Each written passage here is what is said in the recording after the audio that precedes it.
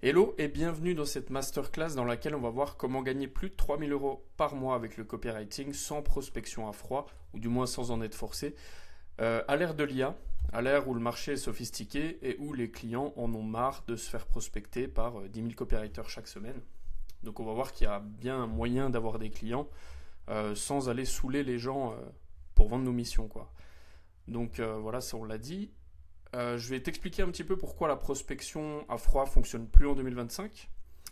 Je vais t'expliquer un peu la méthode d'acquisition beaucoup plus douce et éthique basée sur le modèle Momentum. Donc Momentum, c'est le nom de mon programme d'accompagnement. Peut-être que si tu me suis sur LinkedIn, tu le sais déjà.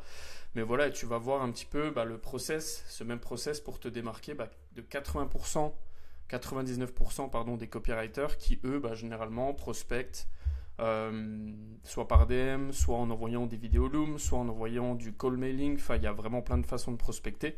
Et toi, justement, tu vas voir pourquoi en 2025, tu ferais mieux de te démarquer de ces gens-là si tu veux vraiment vivre du copywriting. Donc déjà, on va voir un petit peu pour qui c'est fait. Donc déjà, pour les débutants qui veulent développer une activité de copywriter freelance et en vivre pleinement. Pour les copywriters déjà formés qui désirent vivre du copywriting. Donc si tu as déjà acheté une formation, un accompagnement et qu'aujourd'hui tu as déjà quelques bases en copywriting mais que tu n'en vis pas encore, cette masterclass elle est faite pour toi.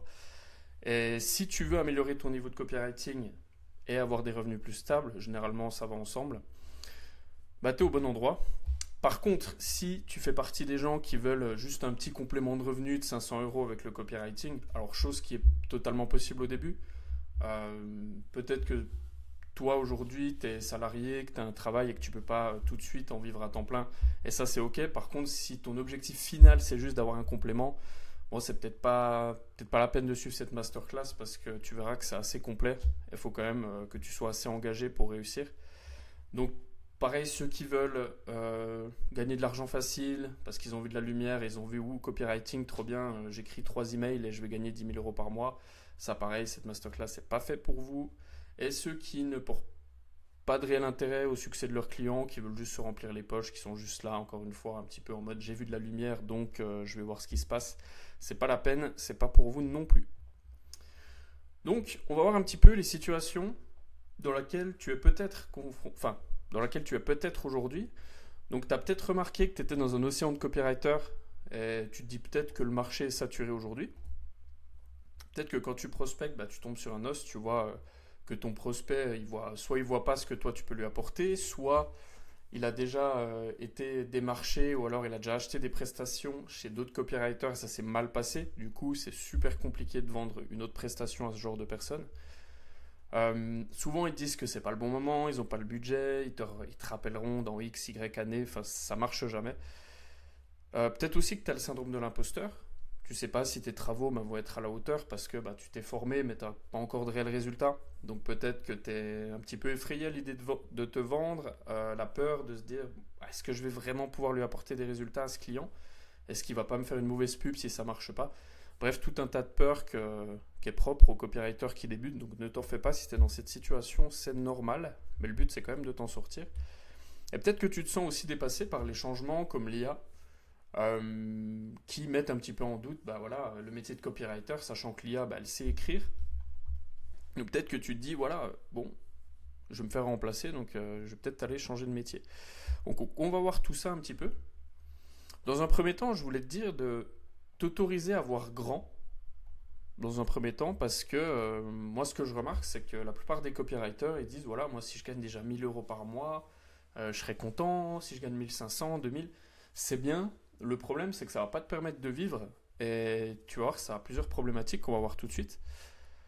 Déjà, voilà, celle que je te dis, tu auras du mal de vivre, surtout si tu es imposé en France. Parce qu'il y a quand même 25% de taxes, même 26% si on compte l'URSSAF et les impôts.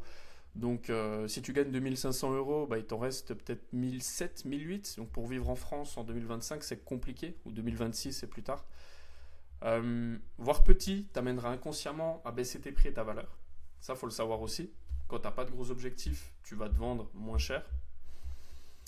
Et te vendre moins cher, ça attire les mauvais clients et ta valeur perçue va descendre. Donc en fait, tu vas plus galérer à vendre en te vendant moins cher qu'en te vendant un petit peu plus cher. Je te dis pas d'avoir des prix exorbitants, mais il y a un juste milieu et tu verras que c'est quelque chose qu'il faut un peu dépasser et qui est très répandu, surtout quand on débute. Bref, voilà, autorise-toi à offrir un service haut de gamme à tes clients, ils le méritent et toi aussi. Ça, c'est une phrase que j'aime bien. Euh, c'est qu'en fait,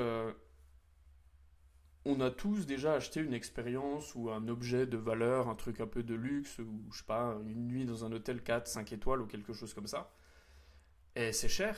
Et il existe des hôtels moins chers, il existe des expériences moins chères que celle-ci, mais on avait envie de s'offrir celle-là. Donc une expérience un peu plus chère. Et sache que ça, bah, tu mérites d'offrir ça à tes clients, et pour ça, tu mérites aussi d'être récompensé à ta juste valeur.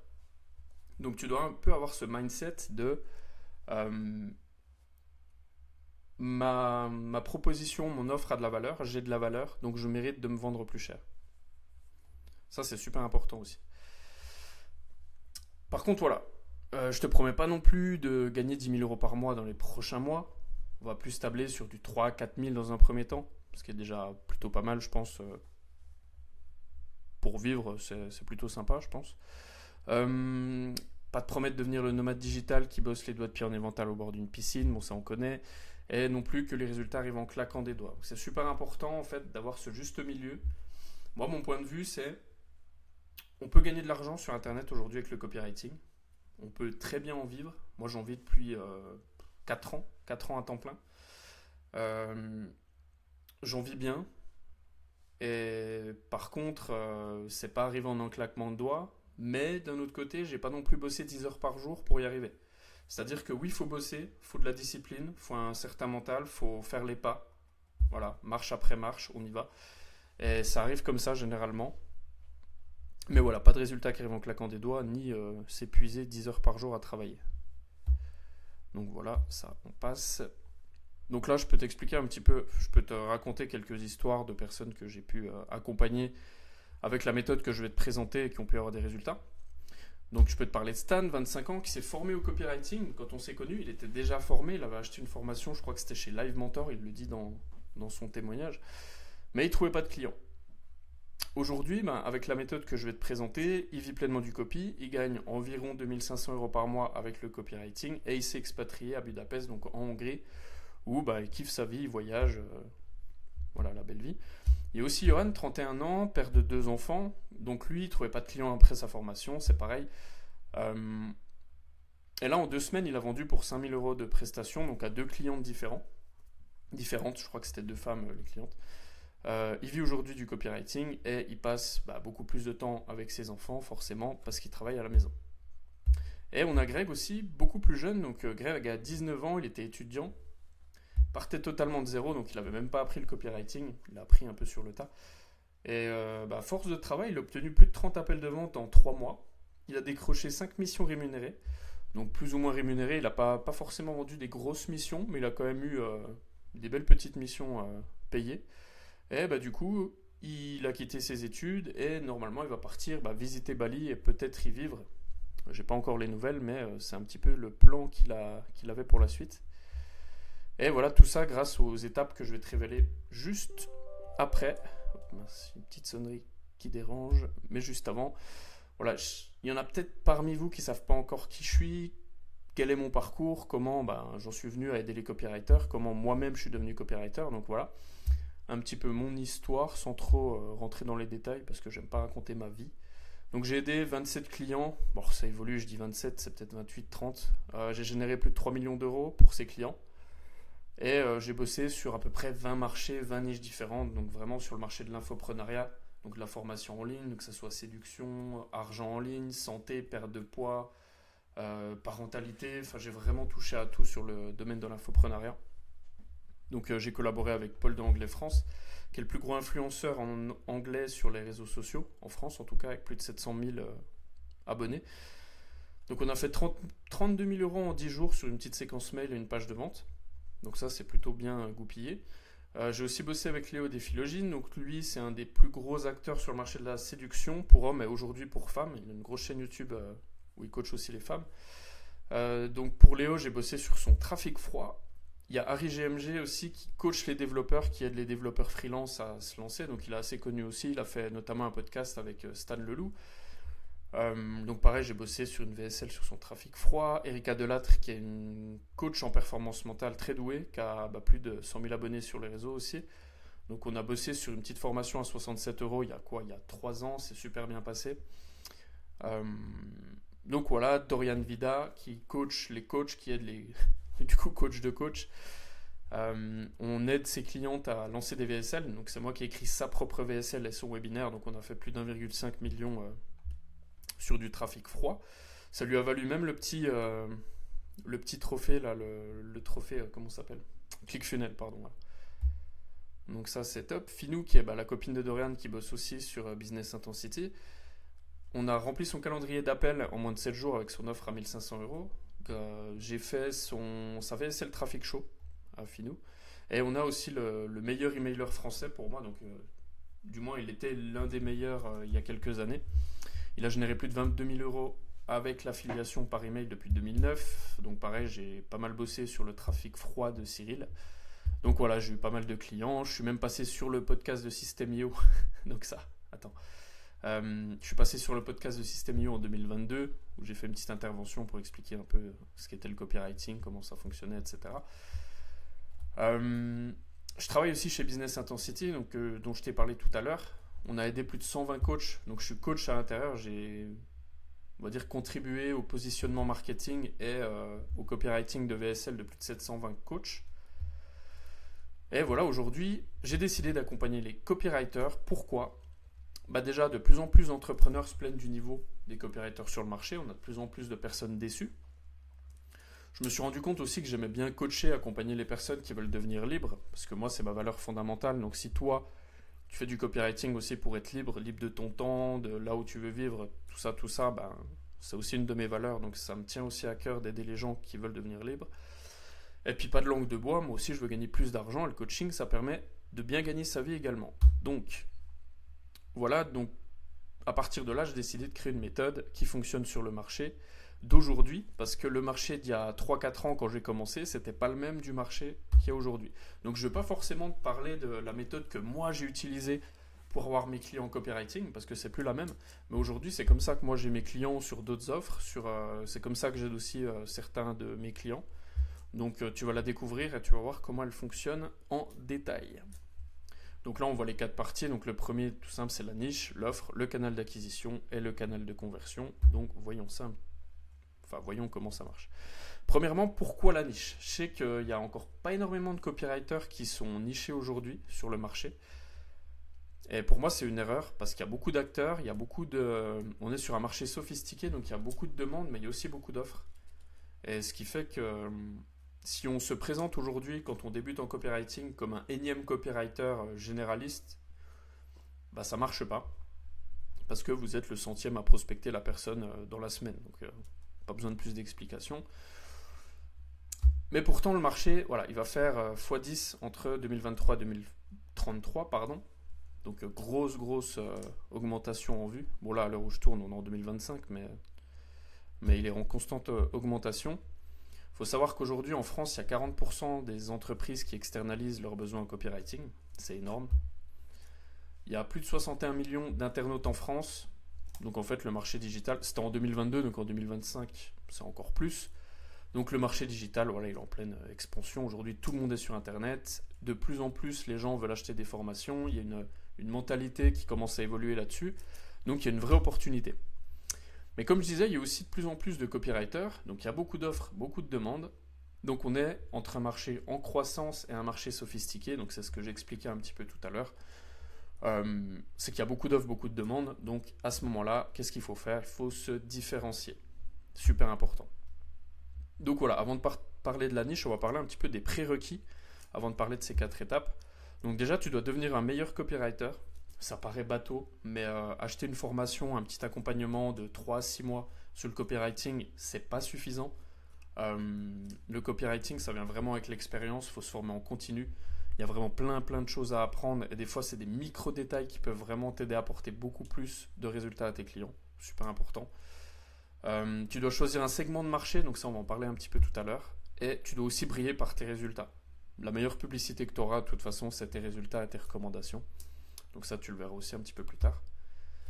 Donc comment on choisit sa niche ou plutôt comment on ne la choisit pas. Donc aujourd'hui, on ne va pas choisir sa niche en se disant, bah voilà, moi je vais sur l'infoprenariat, donc tout ce qui est formation, coaching en ligne, je vais sur les e-commerçants ou je vais sur les coachs. C'est un peu trop large. Là, on va être trop large. Ça, c'était bien il y a 2 3 ans. Aujourd'hui, plus compliqué de rentrer sur le marché comme ça. Tu vas pas non plus te cibler sur les emails, les pages de vente, les ads, les sites web, les machins. Pourquoi? Parce que souvent les clients auront besoin de plusieurs types de prestations et si toi tu es spécialisé dans un seul domaine, bah, il va se dire ok, bon, ça veut dire qu'il faut que je prenne 2 copywriters si j'ai besoin d'une page de vente et d'email. Du coup, il va prendre un copywriter qui sait tout faire. Ça, c'est évident. Autre point aussi que je remarque beaucoup, c'est qu'il y en a beaucoup qui pensent que les emails c'est un bon moyen de commencer parce que c'est plus simple et tout. C'est pas du tout le plus simple les emails, c'est très technique. Il faut savoir quel type de séquence faire. Donc ça peut être des séquences de réengagement, séquences de churn, d'upsell, de downsell. Enfin, il y a des dizaines de séquences différentes et ça, au début, vous le maîtrisez pas forcément. Donc ce truc d'aller sur les emails en se disant c'est plus simple, faut oublier. Je recommande vraiment d'être assez généraliste là-dessus, mais par contre de bien cibler sur sa niche, on va le voir après. Et il faut pas non plus trop cibler. Par exemple, coach en parentalité, formateur en espagnol, coach en, je sais pas, ostéopathe spécialiste du dos. Enfin, on va pas trop cibler non plus. Donc, comment on va faire à la place? On peut dire par exemple coach en investissement. Pourquoi? Parce que l'investissement, c'est à la fois ciblé, mais il y a plusieurs types de personnes qui travaillent là-dessus. Ça peut être la crypto-monnaie, le trading, l'immobilier. Il y a vraiment plein de possibilités. Pareil pour le business en ligne. Business en ligne, c'est quand même assez ciblé. Mais il y a le dropshipping, il y a la vente de formation, il y a plein de milieux. On peut aussi aller sur des coachs en santé naturelle. Voilà, ça inclut les naturopathes, les thérapeutes. Ça inclut plein de gens qui sont dans la santé naturelle. Le développement personnel aussi, qui est intéressant. Ou sinon, par exemple, on peut dire e-commerçant en produits de beauté, spécialiste des produits de beauté. Où là, tu auras plein d'acteurs également. Tout ce qui est crème anti-âge, enfin, il y aura vraiment plein d'acteurs. Donc voilà, en résumé sur la niche, faut pas être trop large, mais faut pas être trop ciblé non plus. Faut être vraiment au milieu. On choisit un peu un segment de marché. Donc là, je t'ai donné 2 3 exemples, mais tu pourras en trouver beaucoup d'autres. Je te laisserai faire ta petite étude. Et deuxième chose, donc là, on va passer à l'offre sur le deuxième point, où là, je vais te dire de ne pas vendre de prestations. Donc on va pas vendre page de vente, mail, newsletter, webinaire, ads. Évidemment, s'il y a un client qui vous connaît ou qui vient vers vous en vous demandant ça, vous pouvez lui vendre, il n'y a aucun problème. Mais n'allez pas démarcher ou aller vers les gens avec un type de prestation comme ça. Pourquoi? Parce que vous allez tout de suite en concurrence avec des copywriters qui sont plus expérimentés que vous. Typiquement, si toi qui commences, tu postules à une mission et que moi qui ai 5 ans d'expérience, je vais postuler à la même mission, il y a 10 chances sur 10 que je prenne la mission devant toi. Parce que j'ai plus de preuves sociales, j'ai plus d'argent généré, j'ai des dizaines de travaux à montrer. Tu passeras pas. Tu passeras pas parce que tu auras beaucoup trop de barrières à l'entrée. Pareil pour les mails, les newsletters, etc. Ça, on en a un peu parlé. Donc à la place, tu vas pas vendre ta presta, tu vas vendre un résultat. Tu vas vendre vraiment une offre concrète. Donc ce que tu vas faire, c'est qu'une fois que tu as trouvé ta cible, ta niche, tu vas faire 1 ou 2 offres concrètes où tu vas dire voilà, moi ma cible, son problème, c'est qu'elle n'a pas assez de clients. Elle vend des offres high ticket, donc des coachings à 1500, 2000 euros. Et elle n'arrive pas à automatiser l'acquisition, elle est obligée d'aller prospecter à la main, c'est chiant. Moi, je vais lui faire un système complet de marketing où justement elle va pouvoir, qui va lui permettre d'automatiser tout ça. Et en fait, on va vendre l'automatisation et les résultats en fonction du système. On ne va pas vendre une prestation, on ne va pas vendre la page de vente, les emails et la pub. Donc on inclut tout, on inclut un système de vente. Faut que le client il ait le moins de choses à faire. On inclut tout, vraiment. Et ça permet vraiment d'augmenter la valeur perçue et te vendre suffisamment cher, même quand tu commences. Et ça, c'est important, parce qu'on n'est plus en train de vendre notre temps, on vend un résultat. Et là, ça fait toute la différence. On passe tout de suite du copywriter mindset salarié au copywriter mindset entrepreneur. C'est un peu cliché dit comme ça, mais c'est un petit peu l'idée. Pareil, s'il y a besoin de graphistes, de funnel builder, de monteurs, tu inclus dans l'offre. Tu trouves des partenaires, ça c'est très facile. Tu vas sur les réseaux, il y en a partout. Tu vois leur prix, tu essaies de négocier un petit peu et t'inclus dans ton offre. Et comme ça, quand tu vas présenter une offre à ton client, bah tout de suite il se dit, ouais, c'est professionnel, il y a des gens qui vont travailler derrière, il y a un truc concret. Mettre 3000, 4000, 5000 euros, tout de suite, c'est moins déconnant.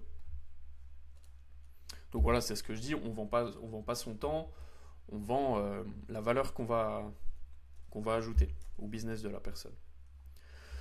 Donc une fois qu'on a notre ciblage, on sait à qui on s'adresse, on a notre offre ou nos offres, maintenant on va choisir un réseau social sur lequel faire une vitrine, donc on va créer sa photo de profil, etc. Donc moi je recommande un des trois là, pour commencer, soit LinkedIn, soit Instagram, soit Facebook. Je ne vais pas expliquer les raisons ici, mais voilà, je te recommande soit tout cela. Tu peux même aller sur les trois, mais tu vas créer du contenu sur un seul. Et là, je vais te dire, voilà, publie du contenu 2 ou 3 fois par semaine. Et là, j'ai rajouté aussi, c'est mon plus grand regret. Mon plus grand regret, c'est de ne pas avoir créé du contenu plus tôt. Aujourd'hui, je suis sur LinkedIn, je crée du contenu au moins 3, 4, 5, 6 fois par semaine. J'ai commencé il y a 6 mois. J'aurais commencé ça il y a 4, 5 ans. Aujourd'hui, j'aurais peut-être 10, 15, 20 000 abonnés et je serais reconnu. Je vendrais mes prestats encore plus cher. Enfin, voilà. Si tu veux pas avoir le même regret que moi dans 3 ans, 4 ans, 5 ans, je te recommande vivement de poster toutes les semaines, même si tu penses que tu n'as pas encore l'expertise, que tu n'as pas encore le niveau. Ça, tu verras que c'est des croyances, ça va venir avec le temps. Et je vais te dire un petit peu quel type de post tu dois faire. Donc, c'est à la portée vraiment de tout le monde.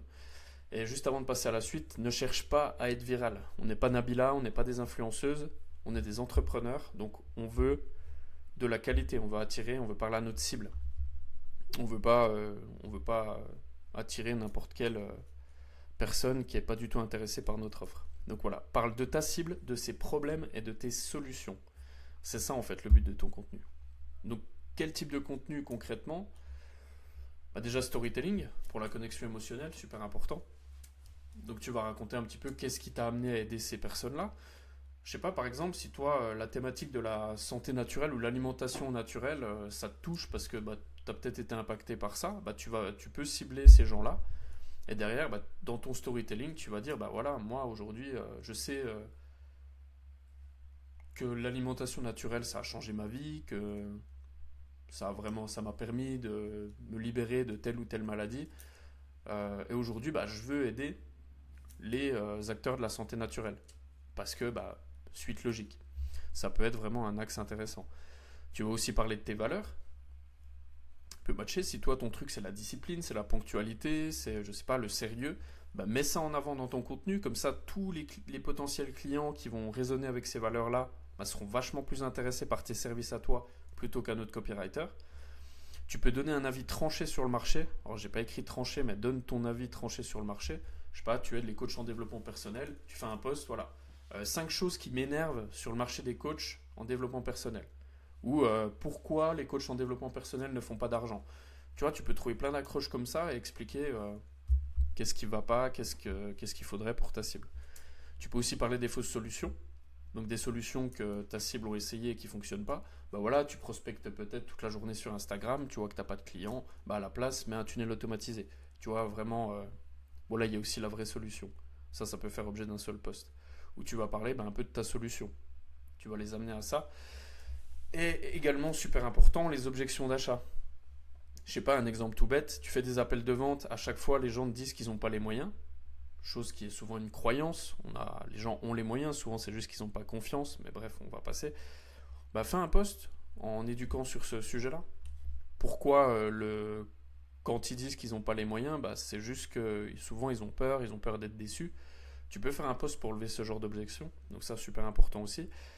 Et puis tu peux parler tout simplement de ton offre. Tu vois, l'offre que tu auras conçue, tu peux lui donner un nom, vraiment un branding pour que ça sonne bien. Et tu vas en parler une fois de temps en temps. Faut pas abuser non plus, sinon les gens ils vont se lasser, ils vont plus te suivre. Mais une fois par semaine ou une fois toutes les 2 semaines, tu commences à parler de ton offre, qu'est-ce que ça apporte, les résultats que tu as eu si tu en as déjà eu. Et tu verras que rien qu'avec ça, tu as déjà du contenu à faire pendant 6 mois, 1 an. Là, tu fais, voilà, là je t'ai mis 7 exemples. Tu pourrais faire un contenu par jour. Voilà, un contenu story, un contenu valeur, un contenu. Voilà, tu peux en faire 7 super facilement et tu as juste à renouveler tout ça. Donc en fait, tu dois vraiment voir ton contenu comme une page de vente décomposée en fait. C'est vraiment. Le but, c'est que les gens qui vont lire, tes prospects, doivent s'auto-persuader que tu es la bonne personne pour les aider. Et c'est là où on fait toute la différence avec le modèle influenceur qui cherche à être viral. Nous, on s'en fout de la viralité, c'est pas ce qu'on veut. Donc une fois qu'on a ça, qu'est-ce qu'on fait? On va connecter. Donc première étape de la conversion, de la phase 4, donc la connexion. Qu'est-ce que tu vas faire? Tu vas aller discuter avec les personnes qui interagissent à tes contenus. Les autres, tu peux les laisser tranquilles. Tu n'es pas obligé d'aller prospecter à froid parce que, encore une fois, les gens en ont marre. Pose des questions sur leurs problématiques. Qu'est-ce qu'ils vivent? Qu'est-ce qui les empêche d'atteindre leur objectif? Une fois que tu as la réponse à ces questions et que tu sais que tu peux les aider, tu bookes un premier appel. Mais tu vas rien vendre dans cet appel-là. C'est vraiment pour faire le bilan, connecter avec la personne, voir un petit peu qui elle est, quelles sont ses problématiques, discuter de tout ça. Et l'étape 2, par contre, ça va être la vente. Une fois que tu as booké l'appel, faut savoir vendre. Ça, c'est super important. Et là, comme je dis, c'est mon deuxième plus grand regret, c'est de ne pas avoir appris la vente plus tôt. Moi, je me disais, c'est bon, je connais le copywriting, les mécanismes de persuasion, blabla. Mais le closing, la vente, c'est vraiment quelque chose de différent. C'est vraiment quelque chose, une compétence à part entière, donc ça s'apprend. Il ne faut surtout pas l'improviser. Donc, ce que je te recommande, c'est un processus en 2 appels. Premier appel de qualification pour voir que la personne est bien qualifiée. Tu construis une offre entre le premier et le deuxième appel. Bon, ton offre est déjà construite, mais en soi, tu peux ajouter des petits trucs ou enlever des petits trucs en fonction de ce que la personne t'a dit au premier appel. Et deuxième appel, tu vas reprendre l'appel avec la bonne trame et tu vas présenter ton offre cette fois-ci. Et ensuite, à la fin, tu traites les objections. Donc, c'est pas le bon moment, c'est trop cher, j'ai pas le budget. Ça, c'est des objections qui se traitent. Super important. Donc ça, encore une fois, pense à suivre une trame de vente. On n'improvise pas, sinon c'est l'échec assuré. J'étais le premier à être dans mon ego, à me dire non, c'est bon, moi j'ai pas besoin de ça. J'y vais au feeling, sinon les gens ils vont voir que je vends, ça va pas marcher, blablabla. Bon, résultat, je faisais pas de vente et à chaque fois je quittais l'appel. C'est bien, l'appel s'était super bien passé, j'avais l'impression d'être pote avec le client, enfin le prospect, mais il voulait pas me donner d'argent, donc c'était pas vraiment, pas vraiment la bonne chose à faire. Donc petit rappel, avant la fin, le marché a changé, donc la prospection à froid, c'est un peu peine perdue si t'as pas une grosse autorité. Continue d'augmenter ton niveau de copywriting, c'est super important. Et dernier point, suis les 4 étapes du process qui sont une niche, une offre, un canal d'acquisition, un canal de conversion. Une fois que tu as ça, tu sais comment vivre du copywriting, tu n'as plus aucune excuse, donc tu n'as plus qu'à passer à l'action. Et si tu veux aller plus loin, donc si tu ne veux pas attendre 1 an, 2 ans avant de maîtriser ces 4 piliers-là, parce que là, tu sais quels sont les piliers, mais pour les maîtriser, évidemment, il faut de la pratique et du temps.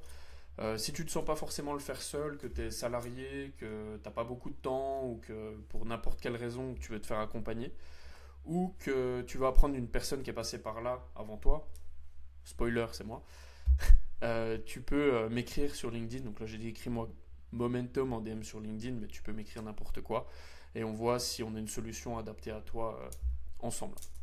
Donc voilà, en tout cas, j'espère que cette petite présentation, cette masterclass t'a plu, que ça a pu t'aider. Je te laisse implémenter tout ça et je te dis à très bientôt.